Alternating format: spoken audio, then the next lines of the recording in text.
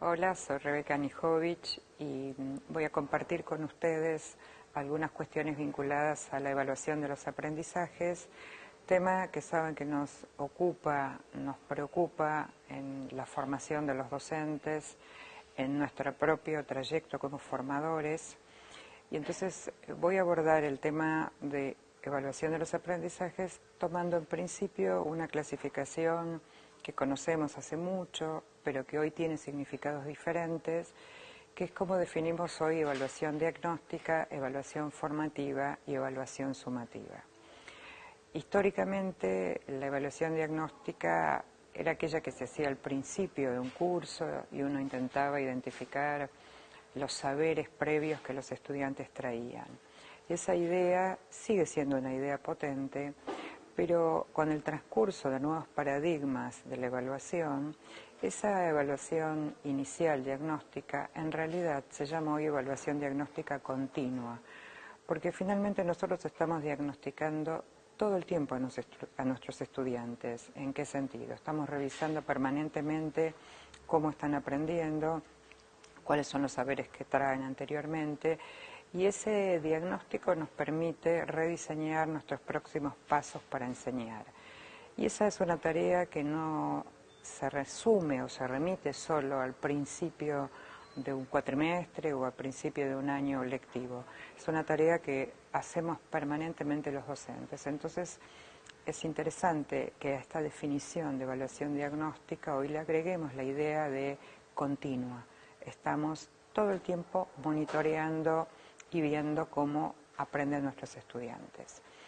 La segunda idea de evaluación formativa, que también históricamente ha sido desarrollada, vinculada a analizar los procesos de enseñanza, fundamentalmente con la idea de que nos den insumos a nosotros, los docentes, para ver cómo seguir nuestra enseñanza.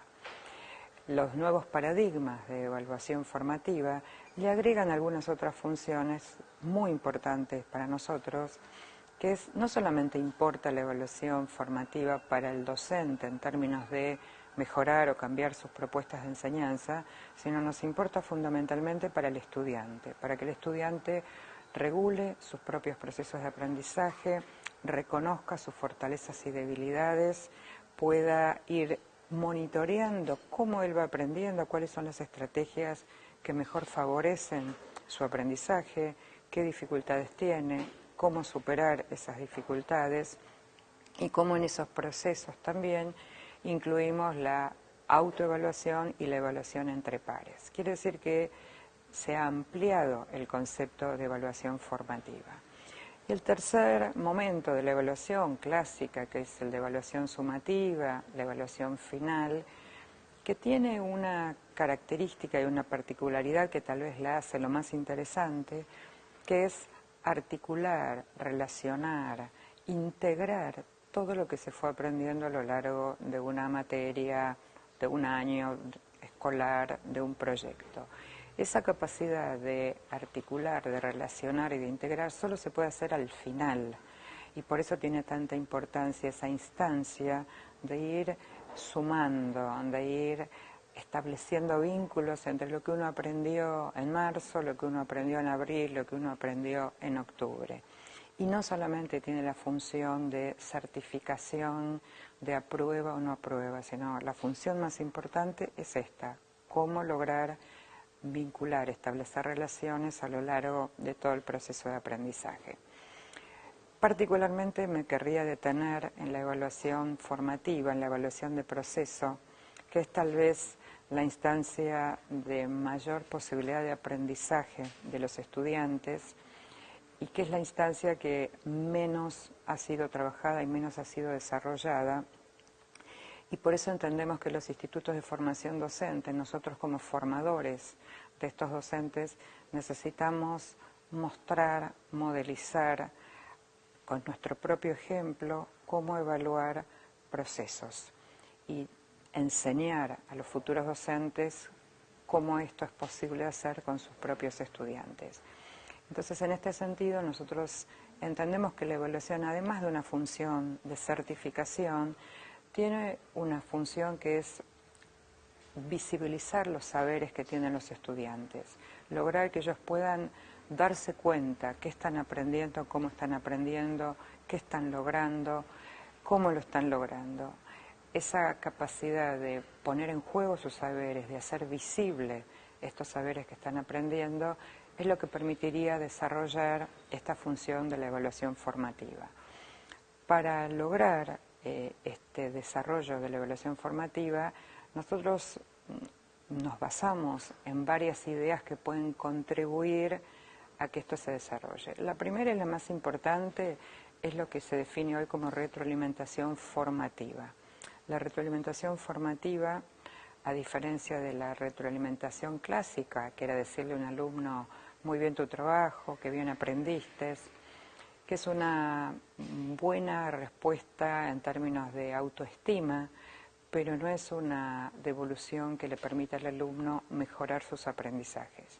La retroalimentación formativa hoy es un modo de dialogar con el estudiante, un modo de ofrecer sugerencias, ofrecer preguntas, valorar producciones con los alumnos, de tal modo de establecer un diálogo entre lo que el docente sugiere, propone, pregunta y lo que el estudiante hace con eso que recibe. Quiere decir que la retroalimentación, para que sea formativa, tiene que impactar en la mejora de los aprendizajes de los estudiantes.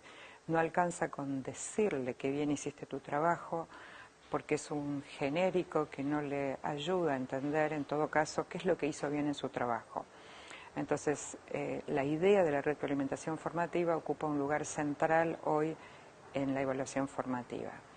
La segunda idea es que para que el aprendizaje efectivamente cumpla esta función en términos de incorporar saberes y usarlo flexiblemente cuando lo necesito y ser capaz de ofrecer un ejemplo y ser capaz de explicar con mis propias palabras y de relacionar, necesito que los criterios de evaluación sean públicos y transparentes. Históricamente nosotros no sabíamos por qué un docente nos ponía un 7 o un 8 y estaba de alguna manera oculto el criterio por el cual el docente nos había puesto un 7 o un 8. Hoy es condición, en términos, si quieren, hasta de derechos del estudiante, de saber qué es lo que estamos observando de su producción, a dónde tiene que llegar, cuál es la meta de aprendizaje que tiene que cumplir. Entonces, necesitamos que estos criterios sean públicos, transparentes, que los pueda conocer toda la comunidad educativa, no solo los estudiantes, y que esto ayude a que los estudiantes aprendan a autoevaluarse y también a hacer prácticas de evaluación entre pares. Si yo quiero hacer una buena práctica de evaluación entre pares o de autoevaluación, no la puedo hacer simplemente mirando mi producción y diciendo me parece que está bien o me parece que está mal. Necesito mirarla a la luz de criterios. Y entonces mis posibilidades de reconocer mis fortalezas y debilidades van a estar mucho más claras y transparentes. Además de, dijimos la retroalimentación, dijimos la evaluación entre pares y la coevaluación, necesito también usar distintos instrumentos, distintas, si quieren, herramientas para ofrecer esta retroalimentación formativa, y en eso nos ayudamos mucho con las rúbricas, estas especies de listas de cotejo mejoradas y ampliadas con los criterios, con los niveles de calidad y con descriptores que nos permiten identificar distintas calidades de las producciones y desempeños de los estudiantes. También, además de las rúbricas y las listas de cotejo, tenemos instrumentos como los portafolios, que nos permiten recuperar el proceso, el recorrido de un estudiante, con portafolios, por ejemplo, de las mejores producciones de un estudiante a lo largo de su materia, las producciones, cómo fueron cambiando esas producciones a lo largo de un año. Entonces, un portafolio se incluye una producción inicial, una producción en la mitad y una producción al final, y entonces el pedido al estudiante es que muestre cómo fue cambiando y mejorando su producción de marzo, por ejemplo, a julio y de julio a octubre, y que justifique esas modificaciones. Otro instrumento que nosotros usamos también son las bitácoras o los diarios de formación, que son instrumentos que hace mucho tiempo que se llevan adelante y cada vez las podemos ir perfeccionando, podemos usar las tecnologías de la comunicación y la información que nos permiten hacer portafolios digitales, bitácoras digitales. Y también tenemos un instrumento que llamamos protocolos, que tal vez es lo más innovador en los últimos años, que son pequeñas, si quieren, descripciones de algunas cuestiones que nos importa mirar en una producción. Por ejemplo, el protocolo, el primero en realidad que fue usado por los pedagogos, se llama escalera de la retroalimentación, y tiene 4 pasos muy sencillos, y fíjense que está armado en 4 pasos en términos del buen uso del tiempo. El primer paso dice describir la producción de un alumno, y describir implica decir lo que uno ve en esa producción sin interpretaciones. Yo cuento que en esa producción el estudiante busca fuentes de información para explicar sus ideas, cuento que eligió fuentes de información de determinado tipo, lo que digo que cuento lo saco de mirar la producción del estudiante. El segundo escalón dice valoro, y la intención es que valore aspectos positivos, o sea, que reconozca las fortalezas que tiene esa producción. El tercer escalón dice me pregunto, y es el momento donde uno empieza a hacerse preguntas acerca de la producción. Me pregunto de qué manera esta alumna accedió a esta producción, me pregunto o me preocupa el modo en que esta alumna busca fuentes de información. Y el cuarto escalón dice sugiero, que la intencionalidad es ofrecer una sugerencia que no sea genérica, que sea bien específica. Si yo le digo sugiero que trabajes mejor, no es una sugerencia que va a impactar en su mejora, pero si yo le propongo, te sugiero que vuelvas a revisar el texto que leíste, si tratas de encontrar 2 ideas importantes en el texto, mi sugerencia se convierte en específica y probablemente pueda impactar en los aprendizajes de los estudiantes. La última cuestión de la retroalimentación, que no es menor, pero para que efectivamente impacten los aprendizajes de los estudiantes, tenemos algunos requisitos de esta retroalimentación formativa. La primera es que sea focalizada. Quiere decir que yo tengo que elegir como docente algunos aspectos para ofrecer la retroalimentación formativa. Y el ejemplo más claro, fíjense, si yo entrara a observar una clase de un practicante y viera 20 cosas que querría devolverles, es imposible pensar que el practicante tome esas 20 cosas e intente modificarlas. Entonces yo tengo que elegir 4 o 5 que sean las más relevantes, que tengan que ver con los propósitos de la enseñanza, y entonces trabajar sobre esos aspectos. Y para eso necesito focalizar. Eso implica que sea abordable para quien recibe y pueda hacer algo con eso que recibe. El otro criterio es que sea oportuno en tiempo y forma. Si yo ofrezco una retroalimentación un mes después de haber ido a observar la clase, probablemente pierda fuerza esa retroalimentación porque pasaron muchos días, pasaron muchas situaciones, entonces necesito ofrecer retroalimentación a la brevedad, digamos, una vez que sucedió esta observación. Y también la forma, el sentido de la oportunidad. ¿Cuándo voy a hacerle esta devolución? ¿Caminando en un pasillo? 5 minutos antes de que se tenga que retirar la practicante del curso, o establezco un tiempo, un espacio y un acuerdo con el practicante en este caso de, bueno, cuál es el mejor modo, día, horario y espacio físico para hacerlo.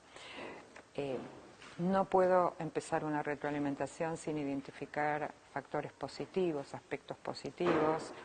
Y algo muy común que nosotros encontramos en las retroalimentaciones es una palabra muy usada que uno le dice, bueno, tu trabajo, o valoro tu trabajo porque apela a criterios importantes en la búsqueda de información, pero, ¿no? Y uno utiliza ese pero que en realidad termina de alguna manera borrando lo anterior y el estudiante está esperando, ¿no?, la parte negativa. Entonces, algo muy sencillo como dividir las oraciones. Digo, valoro estos aspectos positivos de tu trabajo y los enumero, punto y aparte. Y después le agrego, me preocupa, me pregunto, me gustaría que volvamos a pensar, ¿no? Y entonces esto genera un modo diferente de ofrecer y recibir la retroalimentación. Y el último criterio, la última recomendación sería qué preguntas le podemos ofrecer a un estudiante que favorezca procesos de reflexión. Nosotros muchas veces nos vemos tentados a darle la respuesta. Bueno, en vez de hacerlo así, hacelo de esta otra manera. Y no siempre la mejor manera de ofrecer retroalimentación es darle la respuesta. Muchas veces es dejarle planteada una pregunta para que lo piense, para que él intente o ella intenten resolverlo y después sí generar un espacio de conversación. En este sentido es que pensamos hoy que la retroalimentación formativa tiene un peso casi más importante que la retroalimentación clásica, que la evaluación tradicional que nosotros conocemos que solamente certificaba. Entendemos que esta manera de ofrecer retroalimentación la pensamos para los docentes de los institutos de formación que están formando a otros, porque esta es la manera que pensamos que estos estudiantes, futuros docentes, pueden aprender este modo de evaluar y aplicarlo después con sus propios estudiantes.